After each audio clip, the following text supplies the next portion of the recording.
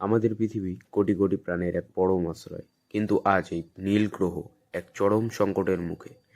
যে ঋতুচক্রের ওপর ভিত্তি করে আমাদের সভ্যতা গড়ে উঠেছে তা আজ ওলটপালট হয়ে যাচ্ছে। একেই আমরা বলি বায়ু পরিবর্তন। এটি কোনো কল্পনা নয়, বরং এক বাস্তব যা আমাদের দরজায় কড়া নাড়ছে। আধুনিক জীবনে বিলাসিতা আর শিল্পায়নের নেশায় আমরা বায়ুমণ্ডলে মিশিয়ে দিচ্ছি কার্বন ডাই অক্সাইড এবং মিথেনের মতো ক্ষতিকারক গ্যাস। এই গ্যাসগুলো সূর্যের তাপকে পৃথিবীতে আটকে ফেলে, যাকে ফলে পৃথিবীর গড় তাপমাত্রা দিন দিন বাড়ছে। একেই আমরা বলি গ্লোবাল ওয়ার্মিং বা বিশ্ব উষ্ণায়ন। গত 100 বছরে পৃথিবীর উষ্ণতা যে হারে বেড়েছে তা মানব ইতিহাসে আগে কখনো দেখা যায়নি।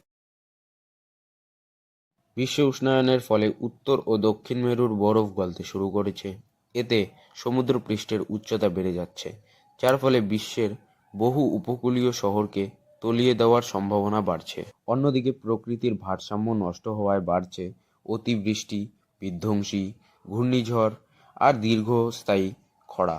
জলবায়ুর এই পরিবর্তনের ফলে অনেক প্রজাতির প্রাণী আজ বিলুপ্তর পথে এবং মানুষের খাদ্য ও পানীয় জলের অভাব দেখা দিচ্ছে।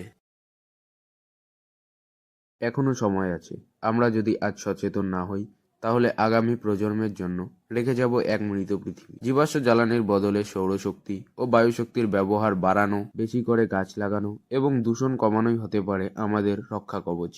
আসুন আমরা শপথ নিই, এই বিপন্ন পৃথিবীকে আবার বাসযোগ্য করে তুলব। কারণ এছাড়া আমাদের আর অন্য কোনো পৃথিবী নেই যেখানে আমরা বসবাস করব।